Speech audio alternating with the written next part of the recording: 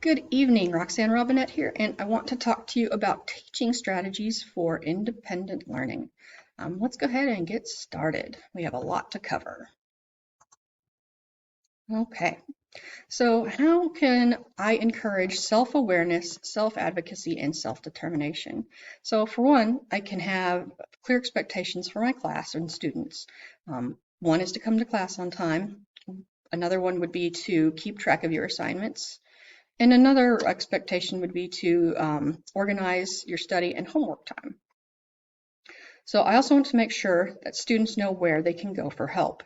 If that's going to be solely me, then they need to know that. If we have peer mentors set up, then I want them to know that too, so that they know exactly where to go and they're not afraid to ask somebody or the right person.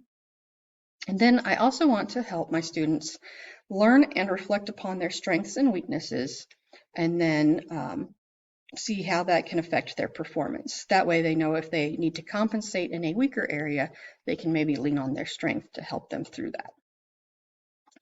All right. Focus on skills needed to communicate their needs and to succeed. So basically, I want to be able to teach them skills that they need to communicate what they need.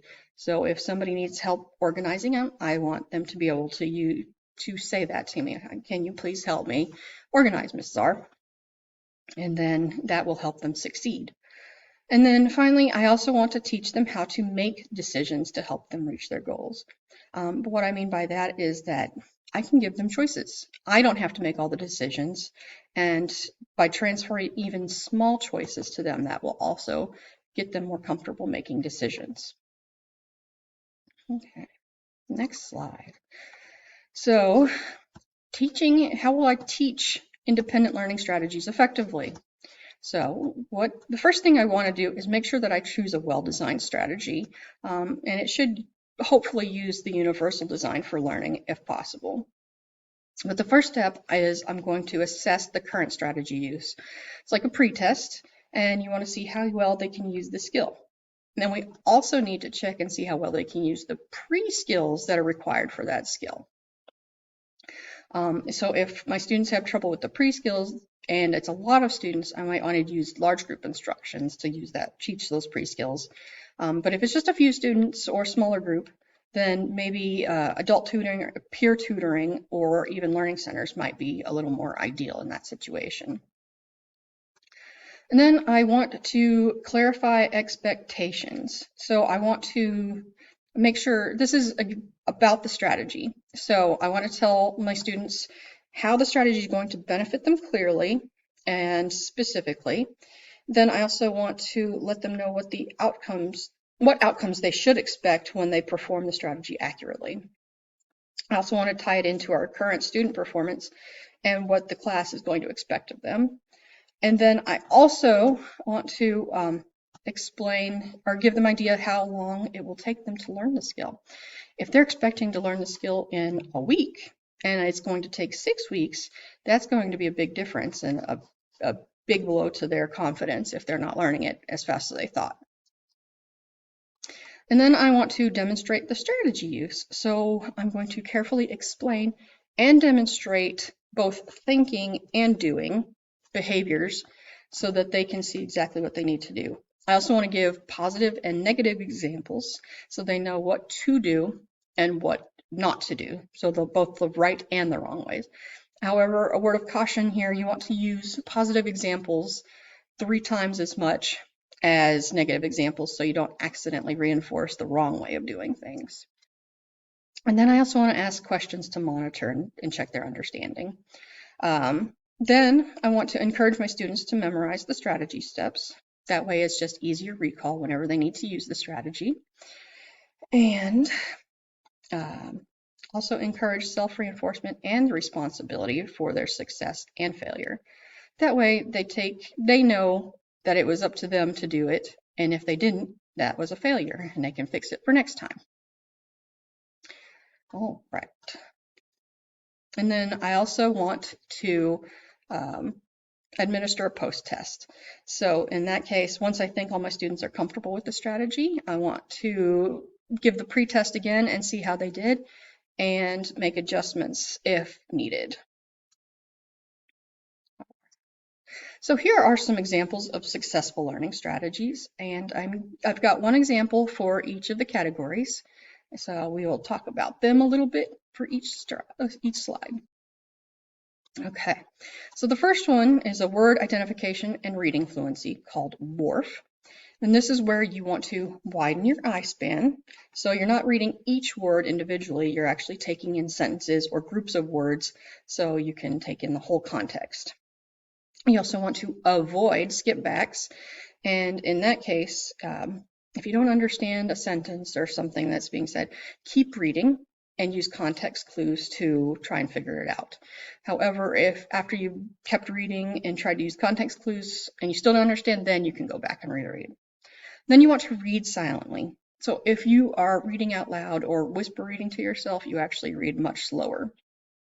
And then you also want to flex your reading rate. So in that case, what that means is sometimes when you are just looking for something or trying to skim for a keyword, you just read fast and you just glance at the page to look for those words.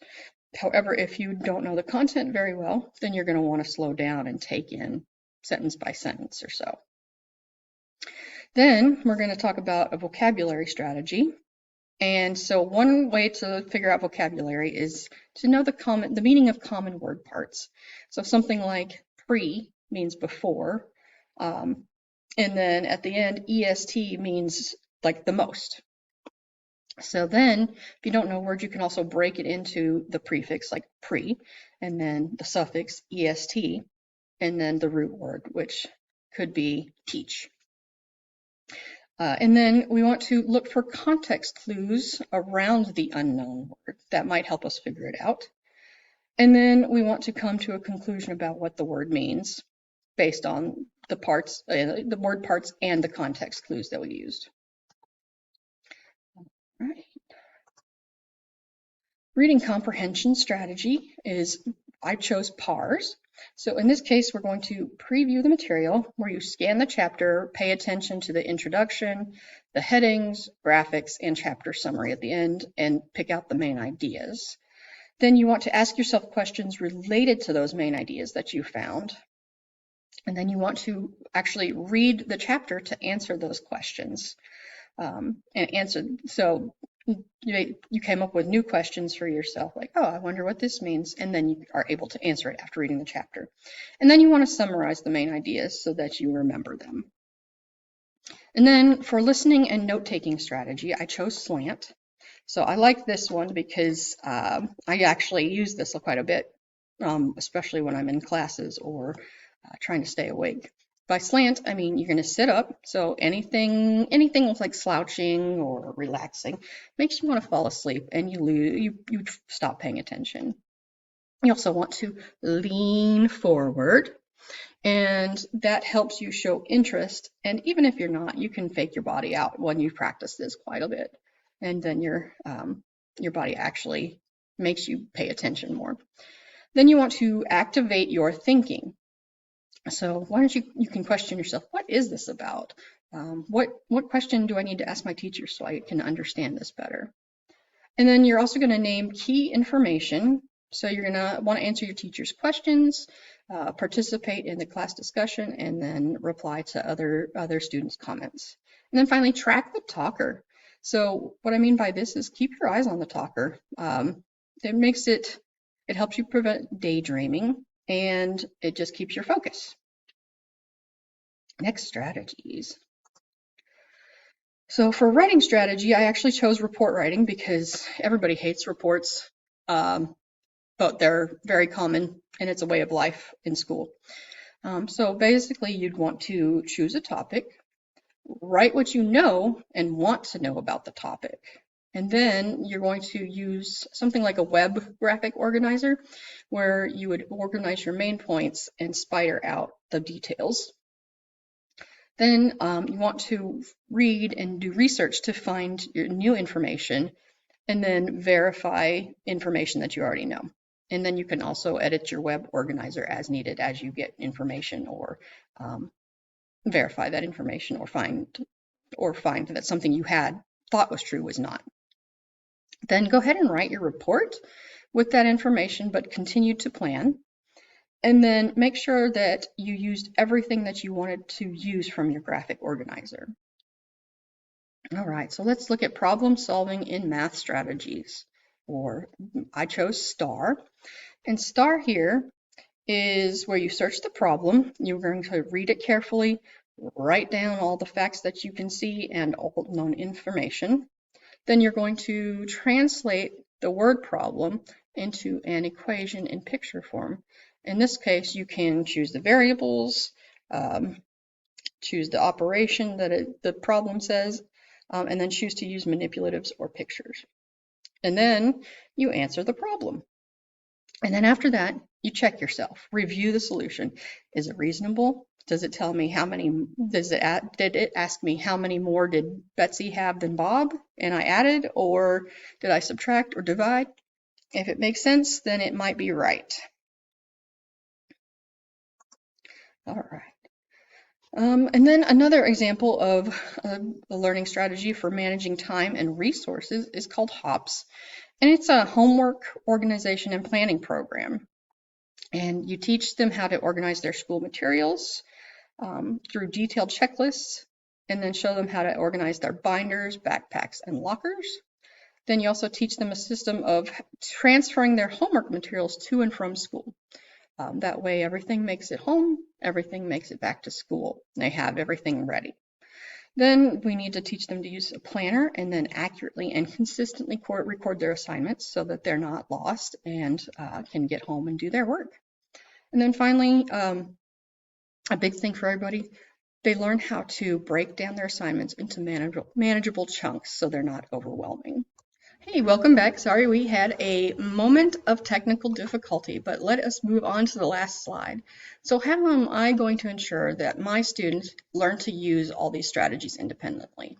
So what I need to do is to teach them self-instruction, self-monitoring, and self-questioning.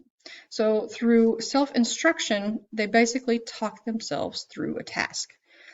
They do need to know how to self-assess themselves, how to self-assess and be aware of their strengths and weaknesses. And then what I need to do is also give them a situation that requires a specific skill, have them write down all the steps, and then have students rehearse the steps. And then I would like to have them role play and give them feedback. With self-monitoring, they check themselves, students check themselves to make sure that they performed the correct behavior. So in this case, if they are supposed to skim the chapter first or skim the headings first, then they would double check to make sure that that's what they were supposed to do.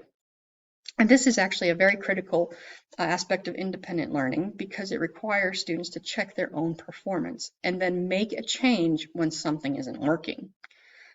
So that's a very valuable skill. And then finally, self-questioning.